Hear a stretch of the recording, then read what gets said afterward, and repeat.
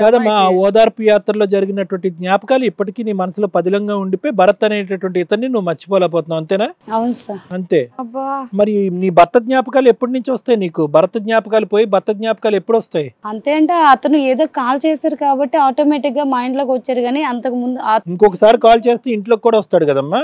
లేదు సార్, అలా ఏం లేదు. మరి అంతే అనుకోవాలి. నీకు ఇంకా పదిలంగా ఉన్నాయి, నిన్ను మర్చిపోలేకపోతున్నాను చాలా రొమాంటిక్ గా మాట్లాడేవంట కదా.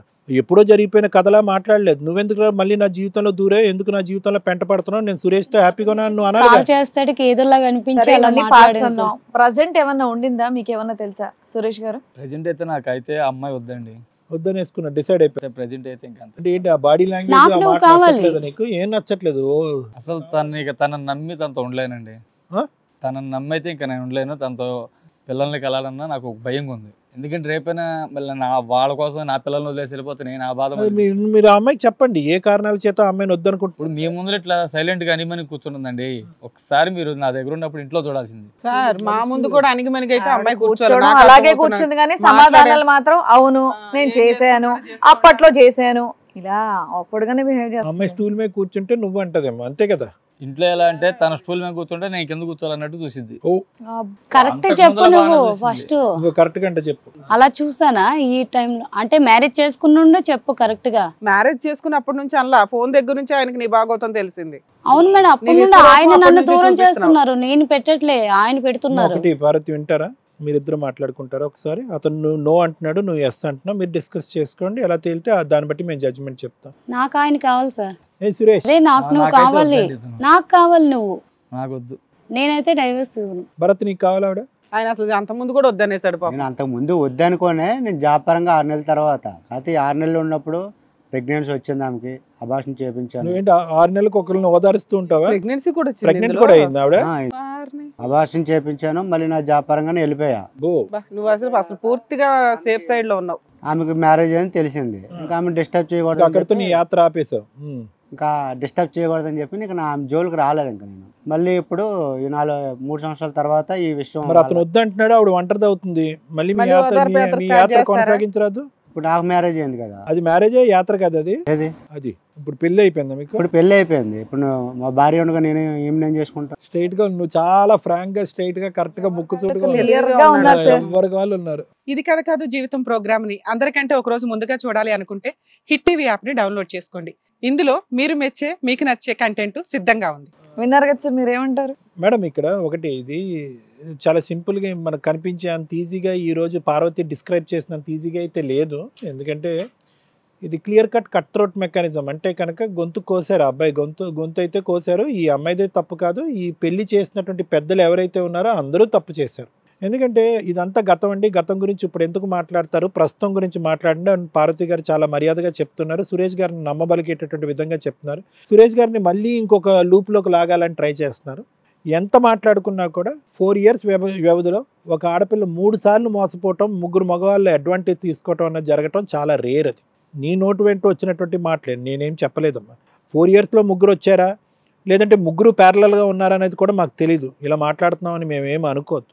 ఓకే, సో ఆ స్టోరీ కాస్త ఎక్కడో చోట ఆగిపోవాలనేటటువంటి ఉద్దేశంతో, తల్లిదండ్రుల ప్రేమ కొద్దీ, పక్కదో పట్టినటువంటి అమ్మాయికి బుద్ధి రావాలనేటువంటి ఆలోచనతో నీకేం చేశారంటే పెళ్లి చేశారు. అంటే కొద్ది జ్ఞానం వస్తుంది, కొద్ది పద్ధతిగా ఉంటావు, కొద్ది నియంత్రణతో ఉంటావు, ఇలా పక్కదో పట్టవు అని చెప్పి వాళ్ళ స్కిన్ వాళ్ళు కాపాడుకోవటానికి, వాళ్ళ పరువు వాళ్ళు కాపాడుకోవటం గురించి చేసినటువంటి స్వార్థపూరితమైనటువంటి పనిది. దీని అంతటికీ బలిపశువు ఎవరు అంటే కనుక సురేష్. ఈరోజు నిజంగా చాలా జాలేస్తుంది అబ్బాయిని చూస్తుంటే. ఎందుకంటే 2 కారణాలు ఇక్కడ.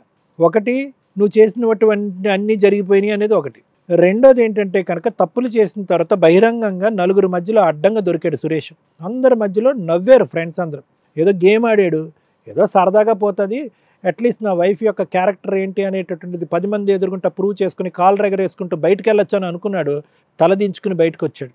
పోను 1 పేరా 2 పేరా, తను మాట్లాడినటువంటి 3 నిమిషాల్లో 4 పేర్లు ఎత్తావంట. రవియా, సురేషా, మహేషా, గడుదుగుడ్డ అని చెప్పి.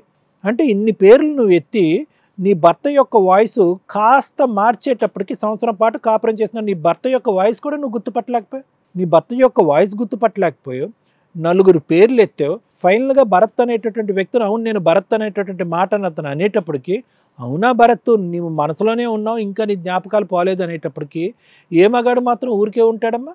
వెనక్కి వచ్చాడు, పుండి మీద కారం జల్లినట్టుగా నిన్ను ప్రశ్నిస్తే నువ్వేదో కింద మీద పడి నన్ను క్షమించండి, నన్ను ఒంటరిదాన్ని చేయకండి, నన్ను కాపాడండి అంటాడు అనుకున్నావు. నువ్వేం పొడిస్తే అది పొడుచుకో, నువ్వేం చేస్తే అది నువ్వు చేసుకో, నువ్వు గివ్వు అని చెప్పి మాట్లాడి మనిషిని రెచ్చగొట్టి పుండి మీద కారం జల్లేటటువంటి పద్ధతిని చేసావు. లేదు సార్, అలాగ అనలేదు ఆయనకి. అమ్మా ఏమన్నావు అనేటటువంటిది, అక్కడ ఏం జరిగింది అనేటటువంటిది నువ్వు ఒకటి చెప్తున్నావు, అతను ఒకటి చెప్తున్నాడు. కానీ నువ్వు ఏం అనుండొచ్చు అనేటటువంటిది నీ చరిత్ర చెప్తుంది, ఇక్కడ నువ్వు మాట్లాడేటటువంటి తీరు కూడా మాకు చెప్తుంది. దానికి తోడు భరత్తో పాటు జరిగినటువంటి ఒక అయోమయం ప్రయాణం, ఒక ఏ మాటల్లో చెప్పాలి అని చెప్పలేనటువంటి ప్రయాణం, ఒకరినొకరు ఓదార్చుకుంటూ పెళ్ళి అనేటటువంటి ఆలోచన లేకుండా కలిసిగట్టుకుంటూ 6 నెలల పాటు బ్రతికి ప్రెగ్నెన్సీ అయ్యి దాన్ని అబార్షన్ చేయించుకున్న తర్వాత సురేష్కి నువ్వు వచ్చినటువంటి వ్యక్తి. నువ్వు ఇంత చరిత్ర పుటాలు ఉన్నాయి. నువ్వు అది గతం గతహ అన్నట్టుగా మర్చిపోండి, మేము ముందుకు వెళ్ళిపోతాం అనుకుంటే కనుక ఆ అబ్బాయికి ఈరోజు అదృష్టం బాగుండి సంవత్సరమే అయ్యింది నీతో పాటు ప్రయాణం, పిల్ల జల్ల అంటూ ఏది లేదు కాబట్టి హీజ్ ఎ ఫ్రీ బర్డ్. అతనికి ఎటువంటి కంపల్షన్ లేదు, అతనికి సర్వ హక్కులు ఉన్నాయి నిన్ను కాదు అనుకోవటానికి. అన్ని రకాల రీజన్స్, 110 రీజన్స్ ఉన్నాయి అతనికి నువ్వు వద్దు అనుకోవటానికి. ఇక నువ్వేమీ అమాయకురాలు కాదు. ఇప్పుడు చాలామందికి చరిత్రలు ఉంటాయి, చాలామంది పాస్ట్ అనేటటువంటిది అమ్మాయిలకి చాలామందికి ఉంటాయి. కానీ నీ పాస్ట్ అనేటటువంటిది ఎంత విపరీతంగా ఉంది అంటే కనుక అంత పాస్ట్ కాస్త నీ మొత్తం వ్యక్తిత్వాన్ని, జీవితాంతం నువ్వు బ్రతికేటటువంటి నీ వ్యక్తిత్వాన్ని డిఫైన్ చేసే అంత పదిలమైనటువంటి పాస్ట్ ఉంది. అంత పాస్ట్ ఉన్నప్పుడు ఇదంతా పోతుందమ్మా, మేము చెప్పేస్తాము ఆ అమ్మాయికి మేము భరోసా ఇస్తాము, ఆ దేవుడి మీద కాకపోతే ఈ దేవుడి మీద ప్రామిస్ చేస్తుంది, తీసుకెళ్ళిపోయినా సురేష్ అని చెప్పడం అనేటటువంటి ఆ ధైర్య సాహసాలు మాకు లేవు. ఆ ధైర్యాన్ని మనం తీసుకునేటటువంటి ఉద్దేశం లేదు. సార్ నేను అతను పెళ్లి చేసుకున్న తర్వాత బాగానే ఉన్నాను నేను. అమ్మ పెళ్లి చేసుకున్న తర్వాత బాగానే అనేటటువంటిది 10 సంవత్సరాల తర్వాత జరిగినటువంటి మాట కాదు. సంవత్సరం తర్వాత భరత్ అనేటటువంటి జ్ఞాపకాలు పదిలంగా ఉన్నటువంటి మాట అన్నావు, 4-5 పేర్లు తీసన్నావు. సో అది పెళ్లికి ముందా పెళ్లి తర్వాత అనేటటువంటి సబ్జెక్ట్ గురించి కాదు. అతను మానసికంగా చిదిగిపోయాడు అతను. ఎందుకంటే కనుక ఇవన్నీ సీక్రెట్స్, ఇవన్నీ దాచిపెట్టారో ఎవరు ఓపెన్గా చెప్పలేదు. ఇది చాలా భయంకరమైన అది. ఇది కంప్లీట్గా వినండి అమ్మా, వినండి, ఇంకా అయిపోయి నేను మాట్లాడినాను. ఇది కంప్లీట్గా అతను మానసిక పరిస్థితి, అతను ఉద్దేశానికి సంబంధించింది. కాబట్టి ఈరోజు అతను చంపుకొని వచ్చి నీతో పాటు కాపురం చేస్తాడో లేదా ఆ జ్ఞాపకాలతో నువ్వు వద్దు అని చెప్పి బయటికి వెళ్ళిపోతాడో అనేటటువంటిది కంప్లీట్గా అతని ఉద్దేశం. నేనైతే మాత్రం ఈ స్టోరీ విన్న తర్వాత, నిన్ను అసెస్ చేసిన తర్వాత, భరత్ గారు చెప్పిన తర్వాత మీ ఇద్దరిని అయితే కనుక ఈ వేదిక నుంచి కలిసి పంపించడం అనేటటువంటిది ససేమిరా నేనైతే ఒప్పుకోను. Final decision is about Suresh. Whether you wants to continue, నువ్వేమైనా బతుమాలతావు, వాల్మాలతావు, కాలుమే పడతావు, ఇంకోటి చేస్తావు, అదంతా నాకు తెలియదు. కానీ నేనైతే మాత్రం సైకలాజికల్గా ఈ మ్యారేజ్ కంటిన్యూ అవటం అనేది కరెక్ట్ కాదు అనేది నా decision. Thank you sir. Hit TV app, ఇందులో short news, live news, entertainment shows, movies, digital magazines తో పాటు మీ జిల్లా వార్తలను కూడా ఫ్రీగా చూడొచ్చు. ఇంకెందుకు ఆలస్యం, వెంటనే హిట్ టీవీ యాప్ ని డౌన్లోడ్ చేసుకుని ఫ్రీగా ఎంటర్టైన్మెంట్ పొందండి. Hit TV app. Hit TV app. Please download hit TV app. Hit TV app ని ఫ్రీగా డౌన్లోడ్ చేసుకుని ఎంజాయ్ చేయండి. మీకు నచ్చిన ఎంటర్టైన్మెంట్ కోసం హిట్ టీవీ యాప్ ని ఫ్రీగా డౌన్లోడ్ చేసుకుని ఎంజాయ్ చేయండి. హిట్ టీవీ యాప్ ని డౌన్లోడ్ చేసుకుని ఆస్వాదించండి, ఆశీర్వదించండి. ఇంతమంది సెలబ్రిటీలు హిట్ టీవీ యాప్ ని డౌన్లోడ్ చేసుకోండి అని చెప్తున్నారంటే ఎంత మంచి యాప్ ఆలోచించండి. అమెరికా అమెరికా అమెరికా అమెరికాలో చదవాలనుకునే వాళ్ళకి విశ్వసనీయమైన పేరు మన శౌర్య కన్సల్టెన్సీ. UK లో 1 year masters, UK లో 1 year masters, 2 years work permit up to 5 years visa. Contact Saurya Consultancy. Contact 89851 89851.